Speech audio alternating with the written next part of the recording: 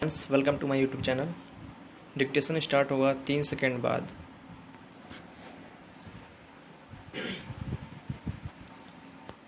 संक्रमण के तेजी से बढ़ते मामलों ने गंभीर चुनौतियां खड़ी कर दी हैं।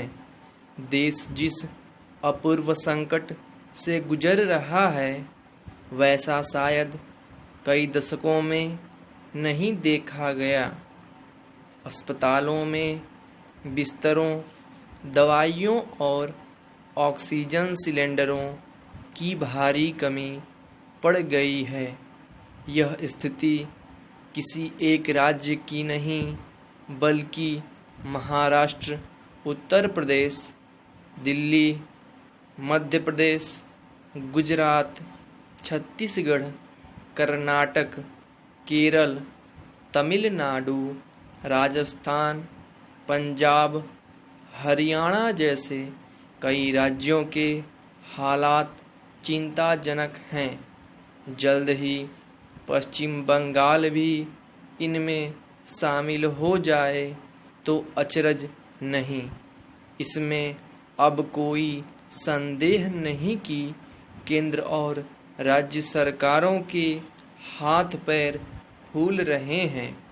प्रधानमंत्री को एक बार फिर उच्च स्तरीय बैठक करनी पड़ी। उन्होंने दवाइयों और ऑक्सीजन का उत्पादन बढ़ाने को कहा है। राज्य सरकारें अपने अपने यहाँ स्थिति काबू में होने के दावे तो करती दिख रही हैं, लेकिन शमशानों में लाशों के ढेर हकीकत उजागर करने के लिए काफ़ी हैं। सवाल उठ रहे हैं कि आखिर स्थिति बद से बदतर हुई क्यों।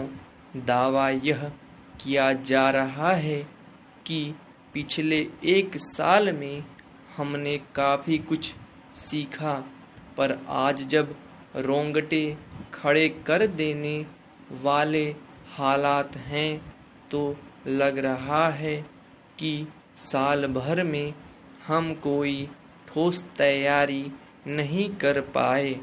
पिछले साल सितंबर तक मरीजों की संख्या 1 लाख के करीब पहुंची थी।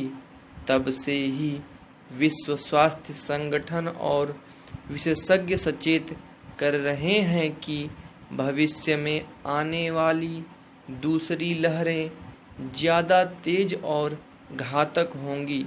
सवाल यह है कि क्या ऐसी चेतावनियों को हमने जरा भी गंभीरता से लिया। दैनिक संक्रमितों का आंकड़ा 2.5 लाख तो पार कर ही गया और 3 लाख पहुंचने का अंदेशा है। हम अमेरिका से भी ज़्यादा भयानक स्थिति में जा रहे हैं। गौर इस बात पर करने की ज़रूरत है कि आज लोग सिर्फ संक्रमण से दम नहीं तोड़ रहे, बल्कि समय पर इलाज नहीं मिल पा रहा है, इसलिए मौतों का आंकड़ा बढ़ रहा है। ज़रूरतमंदों को ऑक्सीजन नहीं मिल रही है। रेमडेसिविर जैसी दवाओं की भारी कमी है और इसकी कालाबाजारी हो रही है। अस्पतालों में अब और जगह नहीं बची है। ये हालात बता रहे हैं कि हम कुछ भी खास नहीं कर पाए।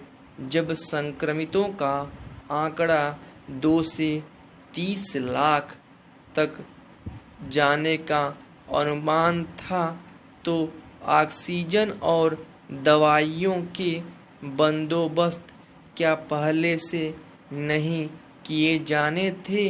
अगर चीज़ें उपलब्ध रहती तो हजारों जानें बचाई जा सकती थीं।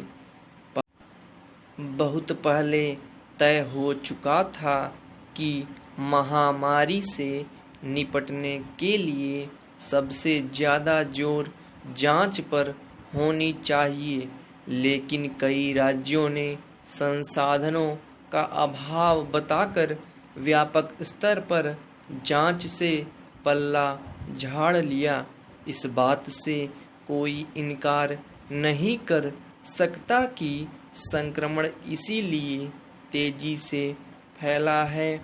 आज जांच केंद्रों पर भारी भीड़ है, लोगों को घंटों कतार में खड़े होना पड़ रहा है और रिपोर्ट आने में कई दिन लग जा रहे हैं। साफ है कि हम जांच के लिए भी पुख्ता ढांचा और नेटवर्क नहीं बना पाए। यह सच है कि संक्रमण के मामलों में लापरवाही बड़ा कारण बनी है। कुंभ और चुनावी रैलियों में उमड़ी भीड़ ने आग में घी का काम किया। पहली लहर के बाद जरा सी राहत मिलते ही सरकारें निश्चिंतता जताने लगीं और लोग बेपरवाह हो गए। नतीजा आज सामने है। अगर 139 करोड़ की आबादी ऐसे भयानक संकट में पड़ जाए तो उससे पार पाने के लिए कैसा मजबूत तंत्र और पर्याप्त संसाधन होने चाहिए, इस बारे में विचार करने का यही मौका है। स्टॉप।